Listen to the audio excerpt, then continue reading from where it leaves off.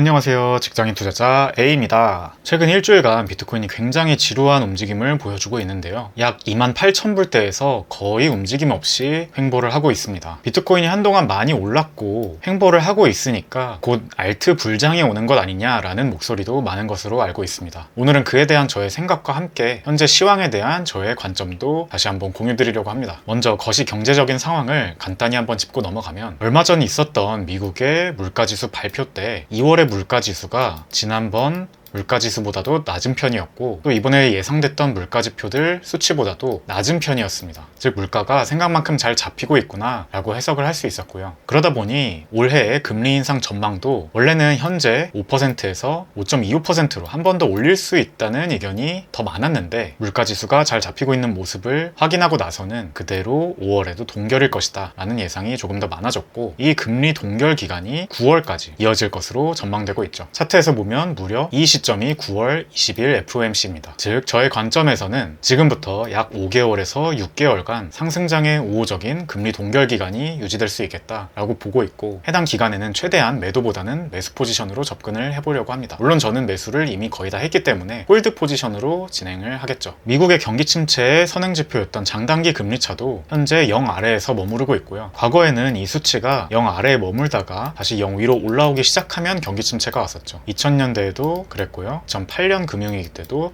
0 위로 다시 올라온 다음에 경기 침체가 왔습니다. 2020년 코로나 때도 비슷했죠. 즉 지금 상황에서도 이 수치가 0 위로 다시 올라오기까지는 몇 개월 정도 걸릴 것으로 보이죠. 그래서 전반적인 거시경제 상황은 아직은 모두 다 팔고 빤스런할 땐 아니다 라고 저는 보고 있고요. 물론 저번 SVB 파산 사태처럼 거시경제적으로 큰 이벤트, 악재가 나온다면 아마도 이런 금리 인상도 바뀔 가능성이 있겠죠. 그럼 그것을 보고 예상 시기를 좀 더 앞당기면 될 것으로 생각합니다. 비트코인은 차트적으로 보면 여기서 바로 올라가도 이상하진 않고요. 다만 아래로 내려왔을 때 지지 구간은 여기 25.2K 구간 25,200불 구간에 하나 있기 때문에 여기까지 내려와서 25,000불 부근에서 지지를 받고 다시 올라갈 수도 있다 정도로 보고 있습니다. 저번 영상에서도 말씀드린 것처럼 제가 볼 때는 25,200불 구간이 뚫리면 그 다음은 특별한 지지 구간이 딱히 보이지 않고 18,200불 부근이 다음 지지 구간이지 않을까라고 생각을 하고 있고요. 저는 이 가격대에서 샀던 비트코인들을 여전히 홀딩하고 있습니다. 매수한 코인의 거의 80%가 비트코인이고요.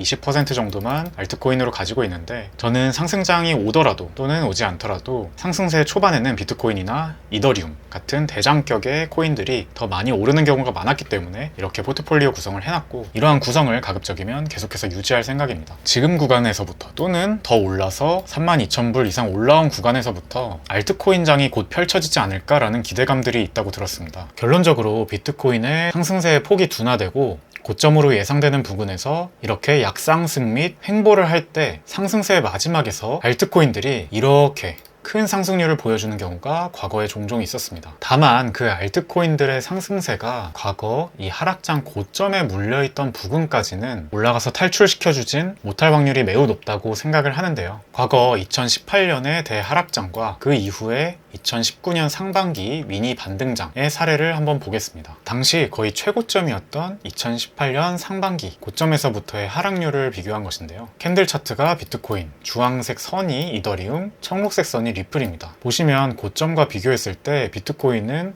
상대적으로 더 높이 올라왔지만 다른 알트코인들은 2019년의 미니 불장에서도 많은 사람들이 물려있던 가격대보다 훨씬 더 낮은 상승을 기록했습니다. 그도 그럴 것이 2019년 미니 상승장의 저점에서부터의 상승률을 비교해보면 비트코인이 결국 가장 높은 상승률을 기록했고요. 이더리움이 거의 비슷한 상승률을 기록했고 이더리움 외에 시총이 더 낮았던 알트코인들은 비트코인보다 훨씬 더 낮은 상승률을 기록했거든요. 보통 알트코인들이 비트코인보다 더 상승률이 높다고 생각을 하는데 이 반등장에서는 비트코인이 가장 상승률이 높았습니다. 그리고 다시 하락장이 시작됐죠. 이 사례가 무엇을 의미할까요? 저는 이 대하락장, 오랜 대하락장에 존버를 했던 사람들이 마지막 파이널 하락에 크게 손절을 한번 했고 거기에서도 버텼던 사람들이 이 상승장에 탈출하길 희망했지만 결국은 탈출하지 못하고 다시 한번 반년 가까이 긴 하락장을 지속하게 되면서 많이들 포기하고 코인 시장에서 떠나가고 코인 시장이 잊혀졌을 계기가 되었다고 생각합니다. 이 2017년, 18년의 불장에서도 많은 사람들이 알트코인에 물렸었거든요. 긴 하락을 버티다가 드디어 상승장이 왔는데 탈출하기에는 턱없이 모자른 상승을 보이고 다시 긴 하락장을 시작하니 지칠만도 했죠. 저는 이번에도 비슷한 패턴이 나타날 가능성이 높다고 생각합니다. 이 반등장이 펼쳐졌을 때 반등장의 후반부에 알트코인이 비트코인과 키맞추기를 하거나 그보다 더 올라가는 단기적인 알트장이 올 수는 있어도 이 위에서 물렸던 모든 사람들을 탈출시켜주진 않을 확률이 있다는 거죠. 그랬을 때